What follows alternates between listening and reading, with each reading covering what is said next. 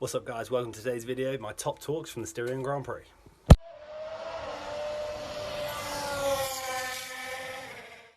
Okay, on to point number one, which is fabulous Ferrari. It was a great weekend for them in the end, and I tell you what, I wasn't thinking that 12 or 13 laps into this race, they looked to be in real trouble. Daniel Ricciardo, Lando Norris, both looking like they were going to score some excellent points, and Carlos Sainz and Leclerc, well, they had terrible sort of starts to this race. Charles Leclerc, obviously with his incident with Pierre Gasly on lap one, and he fell way down the pecking order. And it really looked like McLaren were going to get a hold of this Constructors' Championship third place, which will mean so much to them.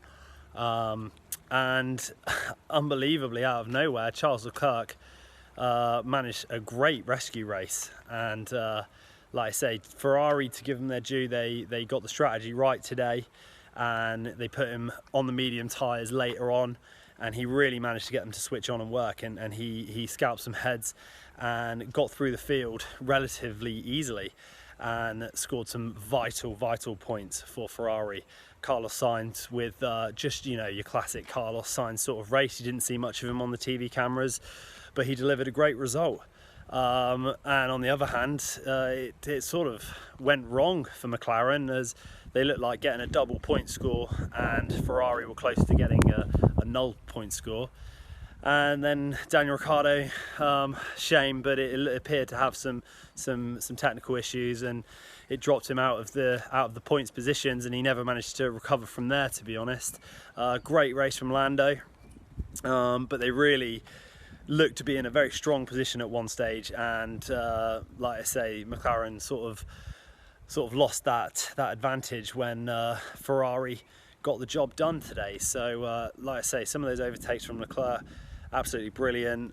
What an overtake from Carlos Sainz on Lewis Hamilton to unlap himself as well. That was one of the overtakes of the day in my in my opinion. Okay, so point number two is going to be on Valtteri Bottas. I think he deserves a little talking point today. I've given him quite a bit of flack in previous videos how he's not lived up to his potential, and to be fair, he wasn't the ideal number two driver today. Not what we've seen in the past anyway, but he had a good race today. He started down in 7th, I think it was, after the penalty, and you know, I was expecting him to be in a wheel-to-wheel battle with George Russell before the Grand Prix started. And to give Valtteri his due, he had a great race. He got on the podium. I think one more lap and Perez would have got him, but that wasn't the case, and Bottas drove a very smart race today. He deserves a bit of credit, because I'm probably one of the first people to give him a bashing when it all goes wrong. So he's back on the podium. I think it's the first time in 4 races that he's been on a podium, which for a Mercedes is just unthinkable, and that's why my talking point is on him. I think he deserves a bit of credit. On to point number 3 now. Point number 3 is Russell is cursed. That's the point. This guy has to be one of the unluckiest Formula 1 drivers to grace this fine sport.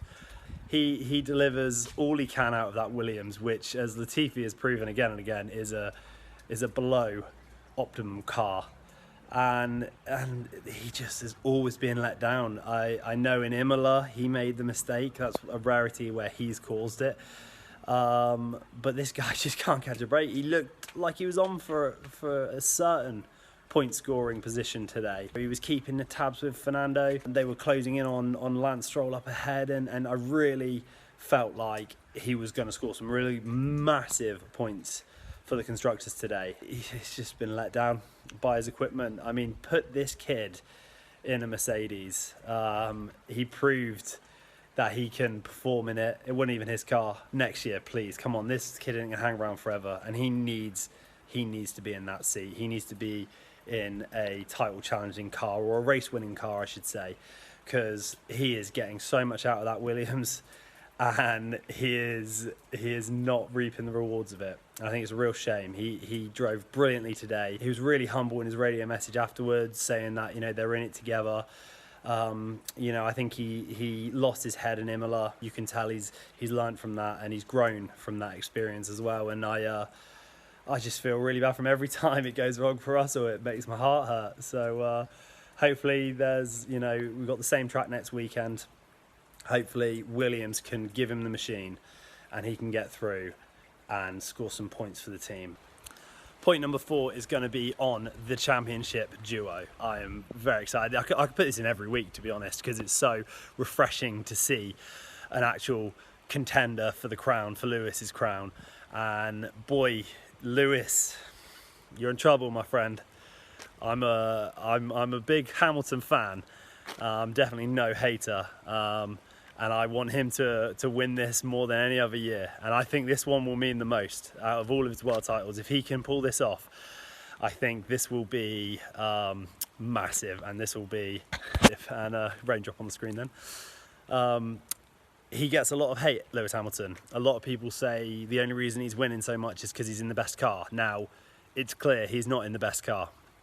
And now's his time to prove the naysayers and silence the haters. He has to win this year. There's no alternative for Lewis Hamilton. If he doesn't win this year, he might as well pack up his boots and his racing gloves, in my opinion, because if he wins this year, he proves to everyone that it wasn't the car, and he has won them on merit, and it didn't matter if he wasn't in the fastest car for the last 7 world titles. He would have won it anyway.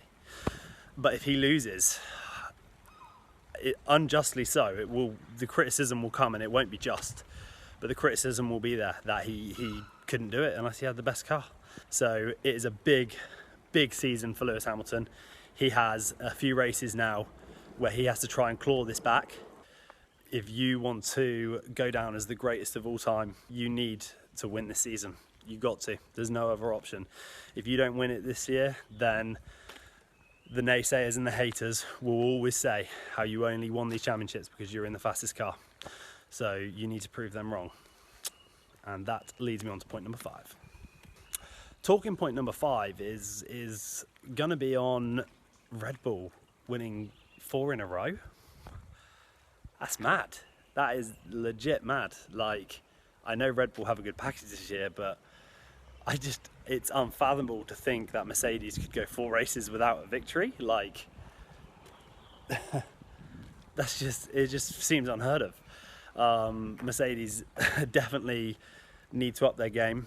Lewis needs a bit of extra oomph. He needs something, because Red Bull are, wow, they've been spectacular. They didn't hang around. I thought this year was going to be very similar to last season. I thought not many people were going to be working on the cars for development, which has proven to be so, but in some of the teams. But Mercedes, when it could have been easy to just write this year off, like a lot of people, like look at Haas have just straight up written this year off. I think it would have been easy to do that, and Mercedes got their 8th world title, Hamilton getting his 8th world title, and yeah, I think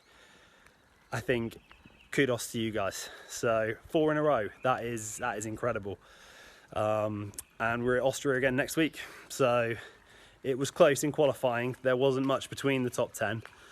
So hopefully, we can have a bit of a spicy race. Maybe the weather will kick in next week and we'll go again. We'll see what happens. But yes, advantage to Red Bull and Max Verstappen.